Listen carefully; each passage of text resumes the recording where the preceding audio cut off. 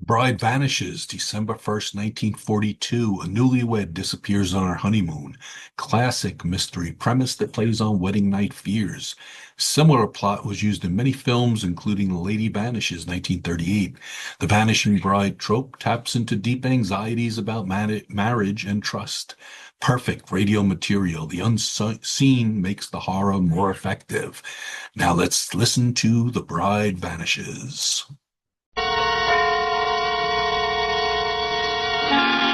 Suspense.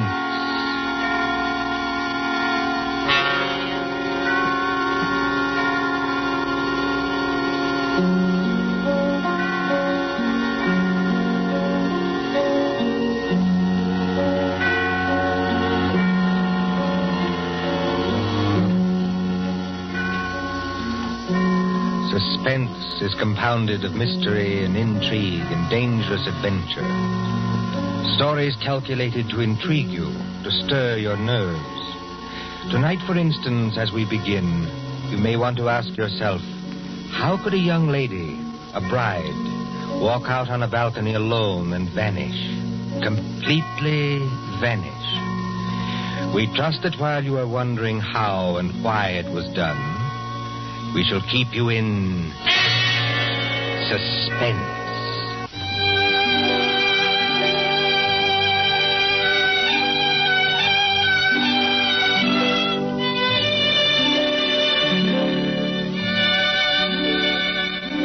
Italy in springtime.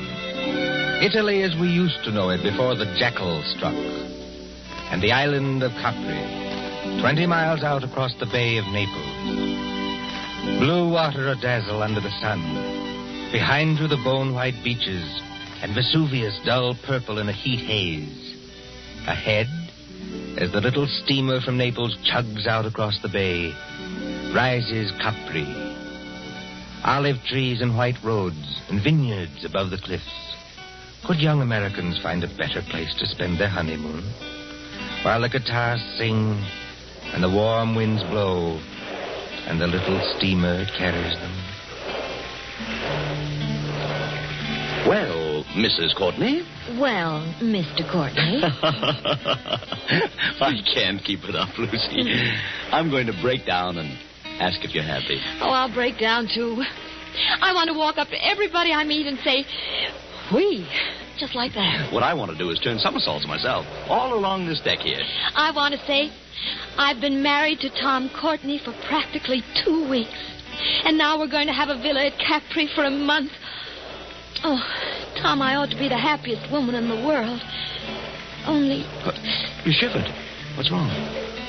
Well, ever since we got aboard this ship, people have been staring at me. I can't blame them for that, dear. No, I mean in a funny way, and muttering. Even your American friend, what's his name? Granger? Mr. Granger. When you introduced him to me at Naples, I thought his eyes were going to pop out. Be careful. He's standing over by the rail now. Oh. He lives at Capri. I like to see him wearing that white 10-gallon hat in Italy. Before Granger made money in oil wells, he was a real old-fashioned cowpuncher. And he's proud of it. Good fellow, too. He's too polite to say anything, but he keeps looking around at me, just the same as the rest of them do. Well? Well, Tom, they look scared. You know, Lucy, this isn't the time to start imagining things. I know. Well, maybe I'm just so happy I'm afraid it can't last. Oh, don't say that. But wouldn't it be pretty awful if something did happen and we weren't together any longer? Wait a minute. Hasn't this ship stopped? Yes. Well, it is Capri ahead of us, isn't it? It can't be anything else. But it seems a funny place to stop. No sign of a harbor. Only rocks and little gray cliffs. Oh, Mr. Granger. Mr. Granger? Yes, young fella? Do you happen to know why we're stopping here? Oh, yes, that's an easy one, son. We're stopping so that you and your good lady and anybody else who's curious can get a look at the Blue Grotto. The Blue Grotto, of course. Now, just shade your eyes with your hand, ma'am. You see that tiny little arch under the cliff? Yes. And all the little white rowboats are coming out towards us? Yes. Now, when the first boat comes alongside, you climb down that iron ladder and get in. The boatman will row you out and through the arch into the grotto. It's a great, big, dark cavern. The water in there looks as though it's lit up underneath with blue fire. Like to go out and see it, Lucy? Oh, I'd love to. Let me give you a little tip, though. The current's pretty fast out there. You'll go shooting under that arch like 60. Are we likely to upset? Oh, no, but the arch isn't as high as your head. When you see it coming, lie back flat in the boat. That is, unless you want your block knocked off. Well, thanks, Mr. Granger. We'll remember. Come along, Lucy.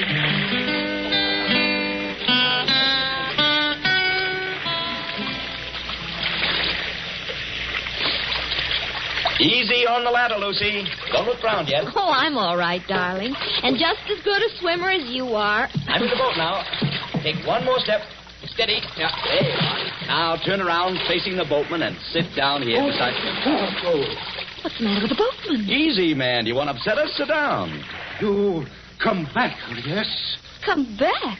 Well, I've never been here before in my life. Push off, man. Start rowing. The other boats are piling up behind you. You come back. Start rowing, can't you? Andale subito. Basta. Tom, he can't take his eyes off us. I wish he'd watch out where he's rowing. You come to live at the Villa Borghese, yes? Tom, how does he know that?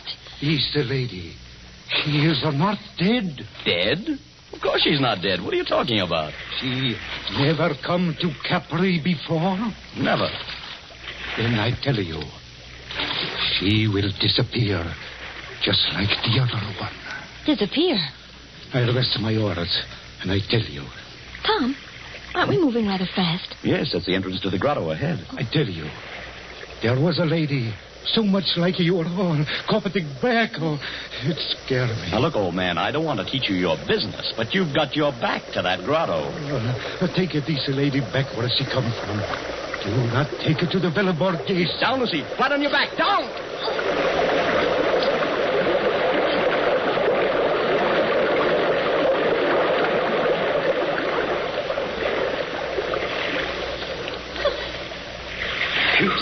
Signore, I am sorry. I almost make you get hurt. You know you nearly got your own head knocked off. Excuse me, no.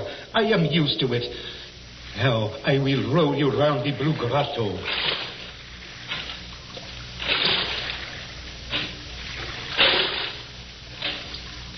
I don't think I like it much, Tom. Neither do I. Dark. Except for that blue light under the water. It's transparent. You can see the fishes swimming. Just a minute, boatman. This lady who disappeared from the Villa Borghese. 3 years ago, she disappeared. You say she looked exactly like my wife? Si, signore. She was going to be married. She was trying on her wedding dress. Her mother and sisters, they were in the room with her. She walked out on a balcony over the sea. You know what I mean, on a balcony over the sea? And nobody ever hear of her again. You mean she jumped over into the sea? Oh, a young girl going to be married. Kill herself? No. And what did happen? Oh, for the backer, I do not know. But sometimes they say you can meet her ghost in the here. She float just under the water where you can see her and turn over and over. And the wedding veil is still round her face. Tom, let's get out of here. You want to go, yes? Lucy, if this fellow's stringing us along... He's not stringing us along. Then somebody ought to know what this means. If we've inherited a haunted balcony where people disappear like soap bubbles, I say it's too much. Let's get back to our ship and talk to Granger. Yes, boatman, take us back.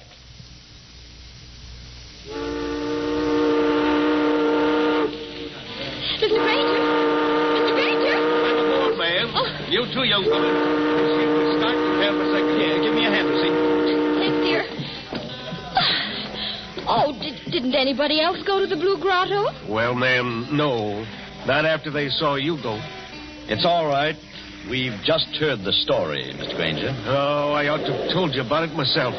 All the way out here, I've been cussing myself and thinking what an ornery old badger I am for not telling you when I first met you in Naples. The girl did vanish then. By a first-rate miracle, yes. In broad daylight and within 20 feet of her mother and sisters. You don't look like a man who'd believe in miracles, Mr. Granger. Oh, I'm not, son. I'm just telling you what happened. But why is everybody so excited? Somebody must have thrown her off the balcony. Josephine Adams was all alone on a balcony 40 feet up a cliff, smooth as glass. She didn't fall. She wasn't thrown because there was no sound of a splash. And she didn't come back from the balcony because her mother and sisters were in front of the only door. Yet, within 15 seconds, 15 seconds, mind you, she just vanished. You believe that? Sure, I believe it, son. Why, it's a fact. Did you know the girl's family? Oh, very well. We've got a real English-speaking colony here. Oh, by the way, in about half a minute now, I'm going to show you your new home. Oh, can we see it here on the ship? Oh, sure you can, ma'am. It's on the edge of the cliff. Dr. Davis's house is on one side of it, and my shack's on the other. That's why I want to ask you a question. Of course. Ask anything you like. Well, I'm an old stager, ma'am, but not exactly up to the high-toned society around here. But do you trust me? Yes, I think so. Well, then, promise me something. Unless you're with somebody you do trust, keep away from that balcony. Do you honestly think there's danger? Or... I don't know, son. If I did, I wouldn't have to talk this way. Sounds like a dog barking. I thought I heard it before. What is? A big police dog. And led by a very handsome woman, if you ask me. Oh, Lord, here she is again. Who? The Countess. She lives in our colony. She looks like an American. You take your eyes off her, Tom Courtney. She is an American. Married a Count Parcheesi or something like that. Just call her Nellie. My dear Mr. Granger. Hello, Nellie. It's true.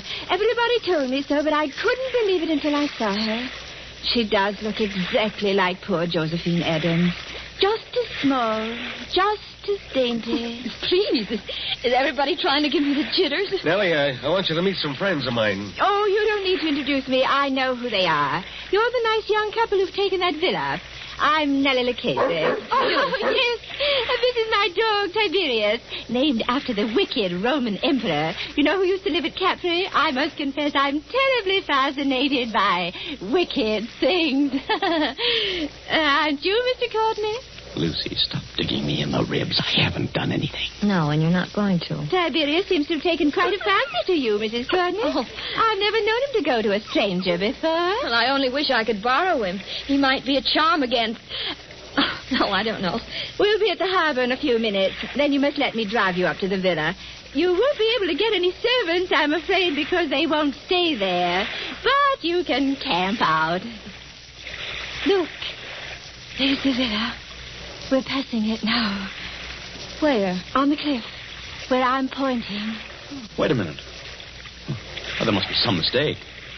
That's not the Villa Borghese. It sure is, son. That's a palace like all the other houses there. And I rented it furnished for about $25 a month. Can't you guess why you got it so cheap, son? If you take my advice, you'll turn around and go back to Naples by the next steamer. Harry Granger, don't be an idiot. Let's have some excitement. Tom is beautiful. Too infernally beautiful, if you ask me. There's the balcony. It's all right by daylight, son. Marble and tapestries and whatnot. But at night, when you got to put out the lights, you start thinking what happened there.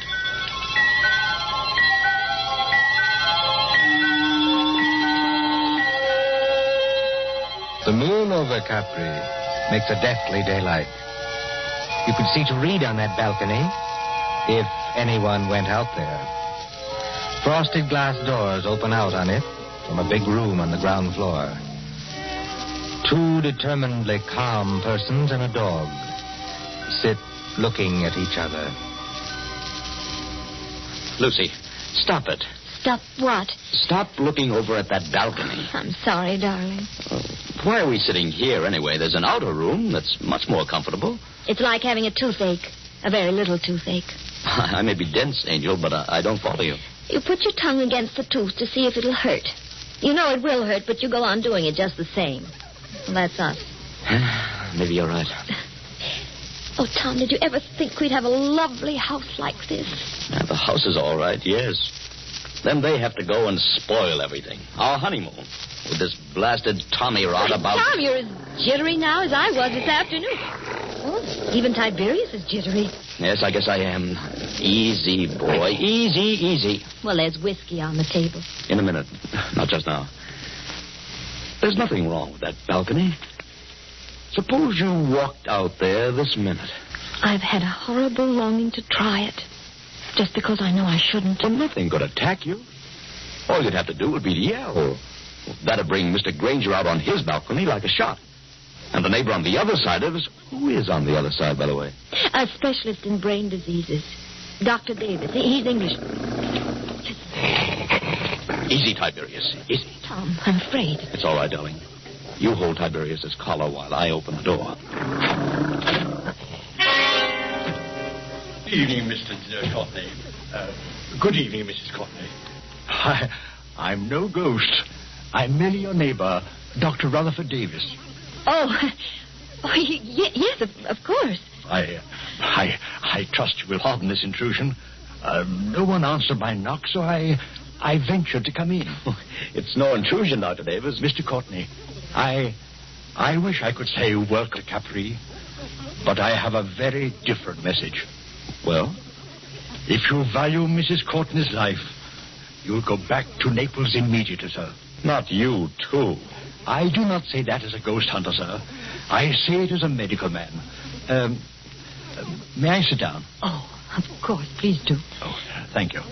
We seem to be forgetting our manners. Dr. Davis, will you have a drink? Oh, thank you. Perhaps a small whiskey? I'll get it, darling. You sit down and talk to Dr. Davis. You're not going back into that room alone. I'm only going to get the drinks, Tom. I promise to be good. And Tiberius can come with me. Can't you, Tiberius? Oh, I see you've borrowed Tiberius from the Countess Lucchese. Yes. She was kind enough to offer him. Excuse me, I'll be back in a minute. Come on, Tiberius.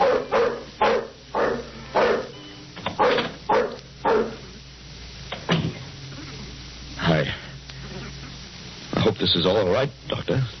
No, sir. It is not all right. Your wife is in very great danger. But why? Because of that balcony? No. Because she looks exactly like the late Josephine Adams. I don't get it. Mr. Courtney, did you ever hear of paranoia? It's some kind of mental disease, isn't it? The paranoic begins by imagining that he or she is being persecuted by someone. First, he hears things.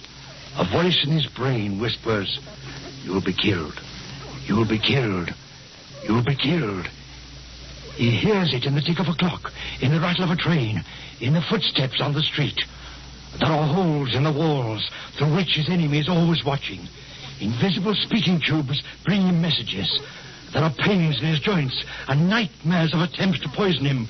His brain bursts and he kills. He kills. He kills. Well, excuse me for speaking so strongly. But how does this affect us? Mr. Courtney, will you examine this sheet of paper? What is it? The fragment of a typewritten diary. I found it on the cliffs months ago. Don't ask me who wrote it. But I know there's a criminal lunatic on this island. He imagined that poor, inoffensive Josephine Adams was his enemy. So he killed her. Killed her? How? I don't know. And what happened to the girl's body? I'm not a detective, sir. The body was carried out to sea, perhaps, or washed along the cliffs and into the Blue Grotto to be lost. But don't you understand the danger to your wife? You're not suggesting that... To somebody's cracked brain, your wife is Josephine Adams, created all over again. Kill Lucy? It couldn't be done. It was done, my friend. Listen. That sounded like a dog howling. Mrs. Courtney is rather a long time in getting that whiskey. She wouldn't go near the balcony. She promised not to go out on the balcony. People do very perverse things, my friend, when they know they shouldn't. Lucy! Lucy! That seems to be Tiberius out on the balcony. I can't see anything else from here. She's gone. She's gone. She's gone.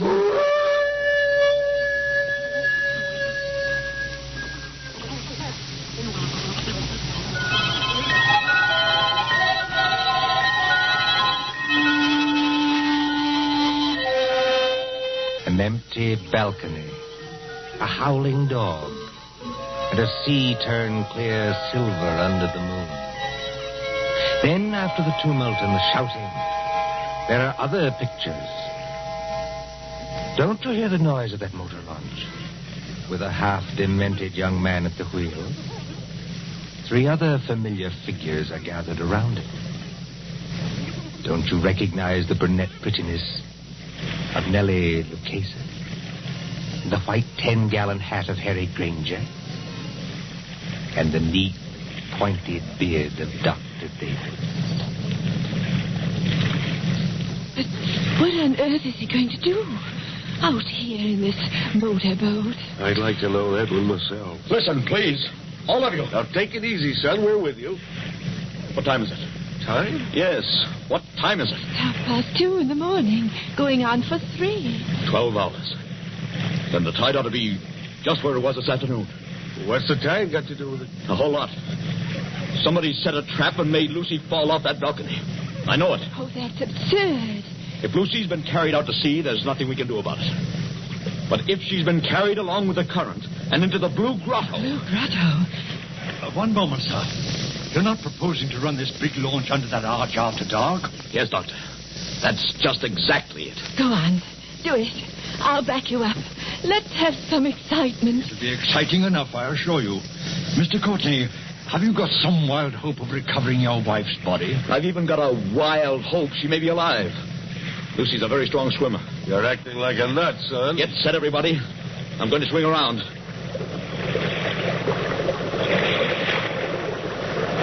We're in the current now. Better hold tight. I've got to duck my own head when we go through. Everybody else squat down. I still protest against this. Don't you understand, Mr. Courtney? Get ready. Here we go.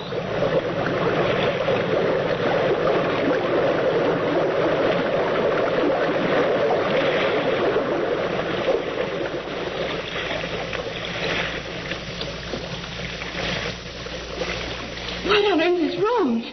There's no Blue Grotto. It's as black as pitch. My dear Nellie, I kept trying to tell all of you. The Blue Grotto effect is caused by the sun's rays. There never is one except when the sun is out. Just how does our friend propose to find anything in here? Listen. Something got hold of the side of the boat. I felt it move.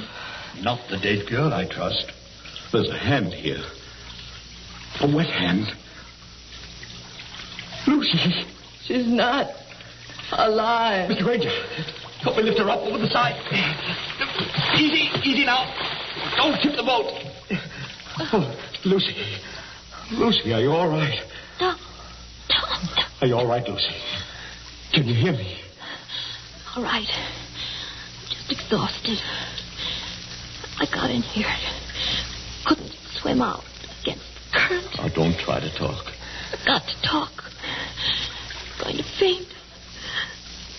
Tom, who's with you? Only our friends. Who's with you? Is the murderer with you? I was just wondering the same thing. To be shut up in the dark at 3 o'clock in the morning with a criminal lunatic. Who spoke then? Now, Lucy, don't hold me so tight. Let go, dear.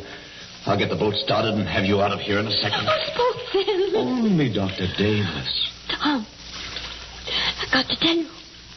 I know how that girl, Josephine Adams, died.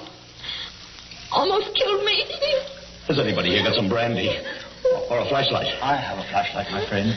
Will you allow me, as a medical man, to examine Mrs. Courtney? You better keep back for just a second, Doctor. She's hysterical. Give me the flashlight, please. I walked into the other room. Nobody with me. All alone except Tiberius. Yes, Lucy? Somebody called my name. From the balcony, I thought. Very softly. Mrs. Courtney said. Mrs. Courtney. Did you recognize the voice? Yes. That's why I went. Hadn't you better start up this boat and get out of here? Now, don't pay any attention to them, Lucy. Nobody can hurt you now. I went out on the balcony. It was bright moonlight. Bright as day. But there was no Nobody there. Nobody on the balcony? No. I looked out over the sea. And then something came at me. Something flew out of the air and came at me. Just one moment before Mrs. Courtney goes on. Is anybody in this boat carrying a revolver? Not that I know of. Excuse my mentioning it, but I felt something. Metal. Like a revolver. Brushed past my hand. Oh, it was only the flashlight. Excuse me, it was not a flashlight. Mr. Courtney's got the flashlight. Would you please let Lucy go on and finish? Lucy, you were on the balcony and something came at you. Yes. Like a snake. Sideways. Out of the air. It went over my head. Fastened around my neck. It was a rope. With a running noose in it. A rope? That's it. A rope. It was thrown from another balcony. I'm small and light, like Josephine Adams. But it pulled me sideways and over the rail. I fell. I think I begin to understand They what... couldn't see what happened to Josephine Adams. Frosted glass doors to the balcony, so they couldn't see. Now, take it easy now. You're perfectly safe. But is she perfectly safe? The murderer let her fall on the rope. But the rope was jerked tight long before she struck the water. That broke her neck. Then the murderer lowered her softly. So there wasn't any splash. And the current took her away, rope and all. That's it. It would have happened to me. Only the rope must have slipped through the murderer's fingers. Through whose fingers? What did I tell you? Somebody in this boat has got a revolver. Who's overboard? Somebody went. Switch on that light, my friend, and shine it on the water. All right, Doctor. There's your light. Look at it. Turning over and over. The water in the blue grotto is red now. Tom, stay close to me. Oh, it's all right, Lucy. I swear you're safe enough now. Did he shoot himself? Yes. Did who shoot himself? Who had a balcony exactly like ours on the house next door? Who began life as a cowpuncher and would have known how to use a lasso? Yes, and knew Josephine Adams well, and got it into his maniac's head that Mrs. Courtney was Josephine Adams all over again. Harry Granger. Look. There's his 10-gallon hat floating away. And so ends The Bride Vanishes, a story of mysterious doings in the Isle of Capri. And tonight's story of Suspense.